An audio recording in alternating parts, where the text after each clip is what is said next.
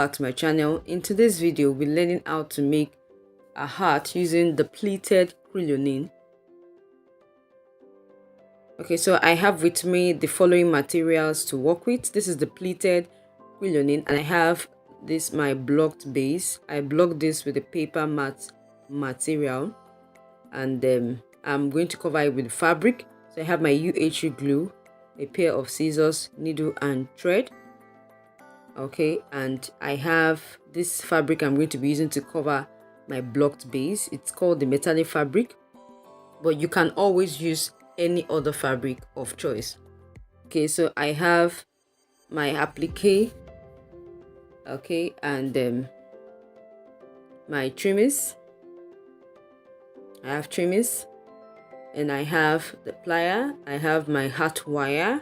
I have the strong and the other one. I'm going to be using the strong one for the purpose of this video. Okay, I also have my bias strips. I have my plier. I have paper tape. I have some clips. I have my Alice band or elastic band. You could use any one of them.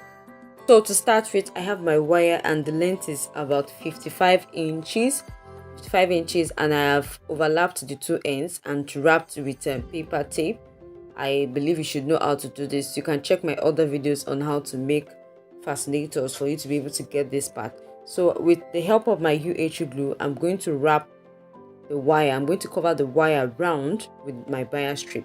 But just keep that aside. I have videos showing how to wrap your wire with fabric or bias strip, so you may need to watch them. Okay, so I have my crown. I have my crown molded with paper mat, and I'm going to be using this my fabric to cover it up. This is the metallic fabric, but you can use any fabric of choice. I also have a detailed tutorial showing how to cover a molded base with fabric. This is my wire wrapped with bias strip. I actually did that off camera. Watch my other videos on how to do this. And I also have my base covered with fabric. I'll put the links to all these videos in the description box so that we don't have this video too long. Okay, so I have my crinoline, and I'm going to cut what I need for this. Now the length of crinoline we need for this project to make a brim is 72 inches. That's about 2 yards. 72 inches. Okay, all right. And you know, on crinoline there are two sides. One side that has the thread. For most crinoline, you find one side of it with thread in it. Okay, so it's either you take off the thread or you use the thread to gather it up like this. You can just pull it to form gathers, but I usually prefer to use needle and thread because sometimes the thread cuts along the line or it just pulls off. So I always prefer to use needle and thread. So now I'm going to be using needle and thread to sew loose stitches from one end of the crinoline to the other end. That's on the side that we have the thread. So I'll just sew loose stitches with about 1 inch or half an inch interval, like that, from one end to the other end.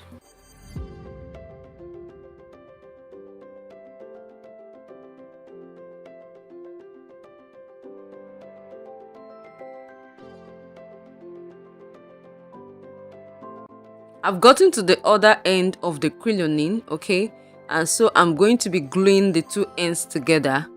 I'll be using UHU glue to secure the two ends together. Okay, if you can stitch in an invisible way, please go ahead and do so. Okay, I just apply my glue thinly, I mean very lightly, and I'm going to allow it dry a little and place the other end on it like this. After gluing the two ends of the crinoline together, I just go back to my needle and thread and pull just to gather it up, and at the same time adjust it to make sure that it's not too gathered up together. Just watch what I'm doing. I hope you get it. And I just tie a knot right there. Now I'm going to place the base, the molded base covered with fabric, to my brim. You know, the art is divided into two parts. We have the brim and the crown. So the molded part is called the crown, while the crinoline part is called the brim. So I'll be using the words the brim and the crown. Okay, so I'm going to place the brim, I covered it with fabric and I had to cut the excess fabric right there. So with the help of my UHE glue, I'll be attaching the crown to the brim together. Please, you need to watch this part carefully. I'm just going to place my crown onto the brim like this. After applying my glue, I'll place it on it. I'll make sure the glue dries up a little before I proceed.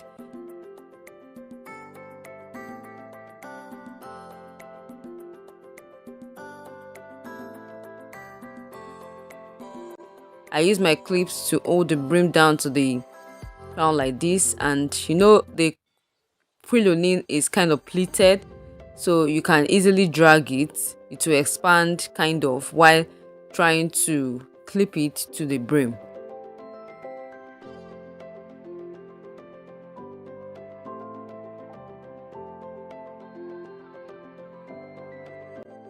Okay, so it's fixed now, and I'm going to take off the clips before it dries off totally, so that our clip will not just stick to it like that. Okay, so after that is done, I'll just go ahead and use my needle and thread to stitch. I always like to unstitch. It makes your work last longer. Okay, I just always like to unstitch. So I'll just stitch at some point to make sure that at least this will give an assurance that it's going to last for a while. Okay.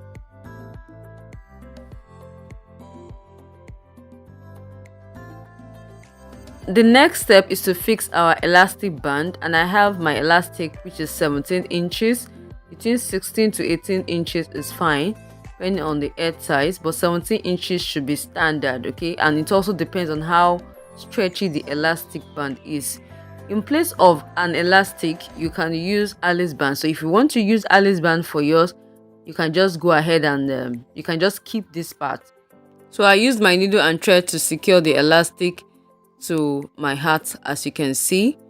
Okay, and now I'm going to be using my bias strip to cover the inner rough edges like that round using glue.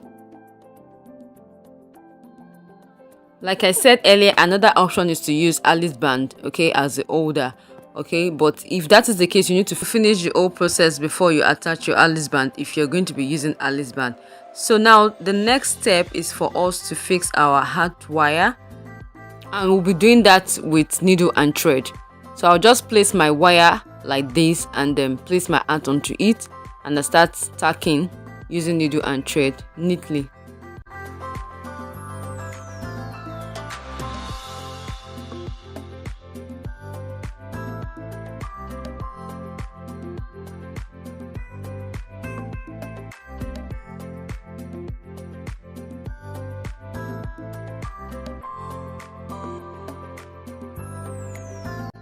I'll be tacking this down at different points, like 4, 5 or 6 points. You can see me taking the thread. You could see me taking the thread and needle multiple times on that same spot.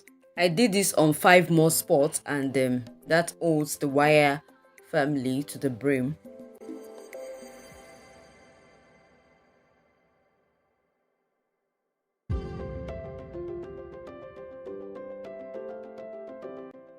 As you can see, I've tacked the wire down. I've tacked the wire down to the brim of the hat at 4 or at about 6 different points. And the next step is just for us to embellish. So at this point, you can always be creative, embellish as you wish. You can cover the whole part of the wire with appliques, with trimmings, so that no one knows there's something even holding your hat right there. And you can just cover the parts we have the tackings, okay? So I'm also here trying to cover up this part with my trimmings. I think I decided to change the trimmings. I used a wider one so as to cover those parts I have the rough edges. I had to manage this fabric to cover my crown. So that's why we have some creases right there. But notwithstanding, we can always cover any part we don't want to be we don't want to have showing on the outside with embellishment. If there's any question you have, let me leave a comment below. If you have any video suggestion for me, kindly leave a comment below or send me pictures on my Instagram at DoliveB Crafties.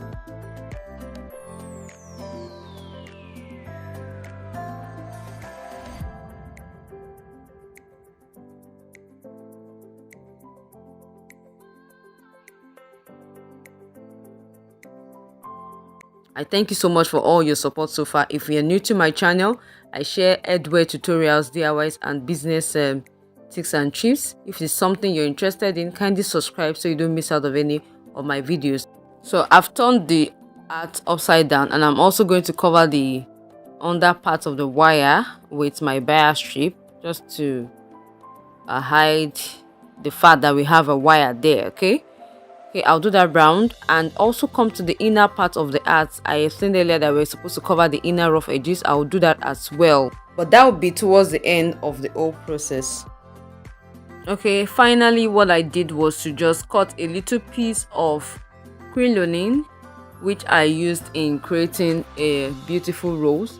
So the crinoline measures about 15 inches, and I folded it into two, and I sewed loose stitches from one end to the other end. I took off the thread on the crinoline before folding it into two, and sewed loose stitches from one end to the other end, just to form a beautiful rose, which I attached to our crinoline art.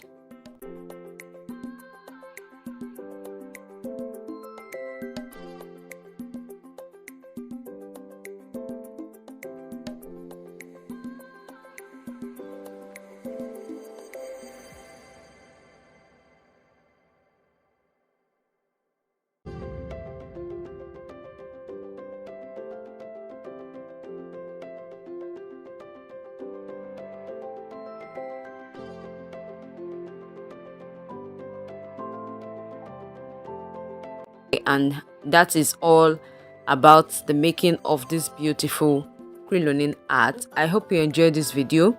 Please leave a comment below if you have any questions. Let me have them in the comment section, or you can decide to reach out to me on Instagram or Facebook and send pictures of what you like me to do a tutorial on. Okay, thank you so much for watching this video, and I'll see you all in my next one. Bye.